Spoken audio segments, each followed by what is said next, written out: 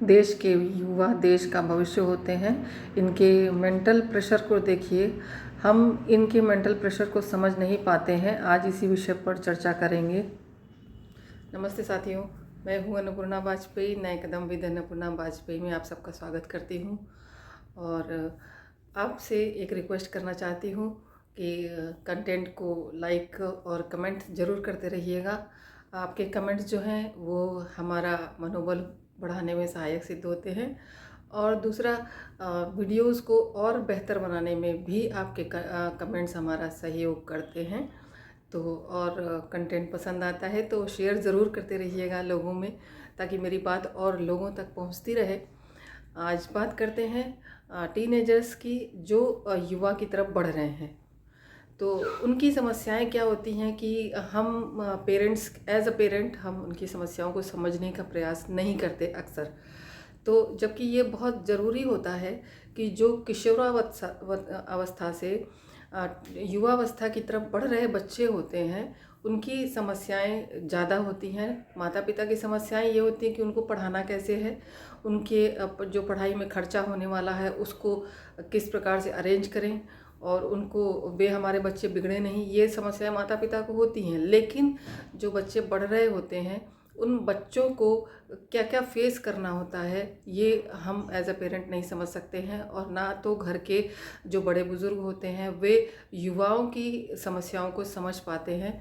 तो ऐसे में युवा कभी कभी गलत कदम भी उठा ले जाते हैं, और जहाँ पर हमें बहुत ज़्यादा उन युवाओं के लिए जो है बहुत ज़्यादा सोचने की ज़रूरत होती है, उनको समझने की ज़रूरत होती है, उनकी समस्याओं को समझने की ज़रूरत होती है। यदि हम नहीं समझ पाते हैं तो हम ये मान के चलें कि हम कहीं ना कहीं जो है इन लोगों को समझ पाने में थोड़ा सा पीछे रह गए हैं।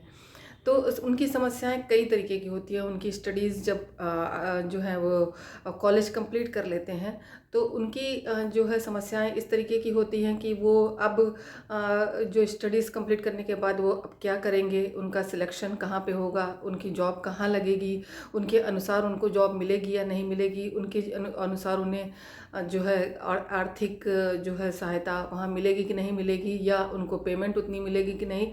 तो जो है वो शिक्षित हो गए हैं, बाहर बच्चे जो हैं कॉलेज से शिक्षित होकर के निकल आए हैं, पर संभवतः वे उस एटमॉस्फेयर के लिए खुद को तैयार नहीं कर पाए हैं जहाँ पर वो जॉब करने जाएंगे। उस एटमॉस्फेयर के लिए वो खुद को नहीं तैयार कर पाए हैं, और उनकी समस्याएं ये हैं कि अब जो है बड़े होते जा रहे हैं, जो खासकर लड़के, और आजकल लड़कियां भी उसी तरीके से जो है अपने आप को तैयार कर रही हैं कि जॉब भी उनको करनी है और करती भी रहती हैं, और ये अच्छा भी है। तो उनके भी दिमाग में वही बात चल रही होती है कि हम अच्छी जॉब हमें मिलेगी कि नहीं मिलेगी, हम ये कर पाएंगे कि नहीं कर पाएंगे। तो जो ये नकारात्मक उन बच्चों के दिमाग में चल रही होती है, इसको समझने की बहुत ज़्यादा ज़रूरत होती है, जो कि as a parent, as a बुज़ुर्ग, एज अ अभिभावक हम में से कोई उन्हें समझने की कोशिश नहीं करता है। तो ये बहुत ही बड़ी समस्या जो है खड़ी होती जा रही है।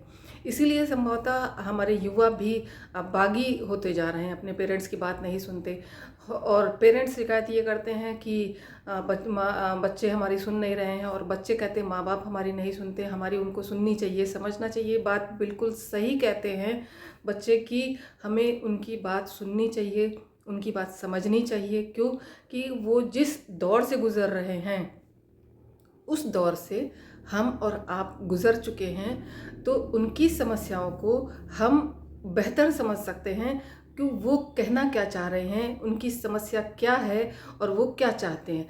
तो उनको समझने के लिए हमें थोड़ा बहुत मतलब पेशेंस रखना पड़ेगा, और उनकी समस्याओं को सुनना पड़ेगा, और सुन करके तब हम कोई निर्णय जब हम देंगे तो शायद हम कामयाब होंगे और अपने बच्चों को सही मार्ग दे पाएंगे, सही मार्गदर्शन दे पाएंगे। तो ये जो है एक समस्या आजकल जो सुनने में आ रही थी कि युवा जो हैं अधिकतर जो है डिप्रेशन के शिकार हो रहे हैं। उनको हमेशा ये लगता रहता है कि हम कुछ कर पाएंगे या नहीं कर पाएंगे।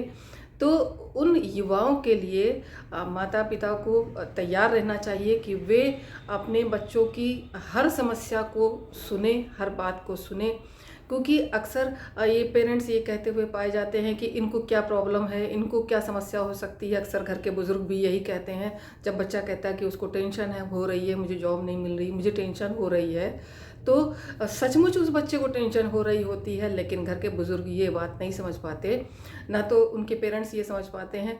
तो ये चीज़ बहुत ज़्यादा कॉम्प्लिकेटेड हो जाती है जब हम और आप उनकी बात को नहीं सुनते हैं। तो आप स्वयं अपने बच्चे को अपने से दूर कर रहे होते हैं। तो इन इन सारी बातों को देखते हुए आप कूल होकर के, शांत होकर के उसकी बात को सुनिए पहले, और पूरी बात जब वो बच्चा आपसे कह ले तब आप अपनी बात वहाँ पर रखिए।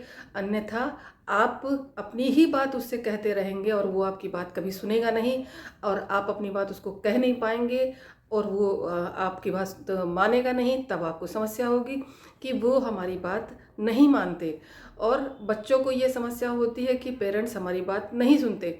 तो ये चीज़ अपने दिमाग पे रखते हुए आप अपने बच्चों से बातचीत करिए, उनकी समस्याओं को पहले सुनिए, और सुनने के बाद ही अपना कोई निर्णय उनको दीजिए, और थोपिए बिल्कुल भी नहीं, क्योंकि इस उम्र के बच्चे जो है थोपे हुए निर्णय अपने ऊपर मानते नहीं हैं। इसलिए प्रयास ये करिए कि उनकी सारी समस्याओं को सुनिए, वो क्या कहना चाहते हैं, वो क्या करना चाहते हैं, उनकी कौन सी समस्या बड़ी है और कौन सी समस्या छोटी है। ये सारी चीज़ें आप बहुत अच्छी तरीके से एज अ पेरेंट समझ पाएंगे, क्योंकि आपने वो जीवन जी लिया है, वो उम्र आप काट के आ गए हैं जिस उम्र से आपके बच्चे आज गुजर रहे हैं। तो आप उनको बहुत अच्छी तरीके से उनकी बात को सुन करके तब आप उनको मार्गदर्शन दे पाइएगा। तो उनको डिप्रेशन से बचाने का काम आप बहुत अच्छे से कर पाइएगा, क्योंकि आपने जिन चीज़ों को झेल लिया है, देख लिया है, तो आपसे बेहतर उन बच्चों को कोई भी मार्ग नहीं दिखा सकता। तो कोशिश ये करिएगा कि बच्चे आपसे दूर ना जाने पाएँ। उसके लिए आपको अपने आप को तैयार करना होगा कि हमें बच्चों की पूरी बात पहले सुननी पड़ेगी, as a Mitra, as a जो है उनके पेरेंट्स, और कंसर्न पेरेंट की तरीके से आप उनकी बात को सुनिए, और तब उनकी बात को आप समझ ही सकेंगे, और उनकी बात को सुन करके उनकी समस्या का समाधान कर पाइएगा। क्योंकि आज बच्चों को समाधान की ज़रूरत है, समस्याओं की ज़रूरत नहीं है। समस्याएं उनके पास बहुत हैं। जब आप उनकी बात को सुनिएगा, अच्छी तरीके से सुनिएगा, तब ही आप उनका समाधान दे पाइएगा, वरना उनको और समस्याओं से मत घेरिए, क्योंकि ऐसी समस्याओं में घिरने के बाद फिर वो क्या कदम उठाते हैं, और उसके ज़िम्मेदार फिर आप स्वयं बनिएगा। तो इसके साथ साथ मैं वीडियो यहीं समाप्त करती हूँ, और आप लोग देखिएगा और सुनिएगा, और कोई क्वेरी हो तो नीचे कमेंट में लिख दीजिएगा, और आगे भी इस विषय पर मैं बात करती रहूँगी। और आप अपने बच्चों का ख्याल रखिए, और इसी के साथ जय हिंद, जय भारत, और बाय।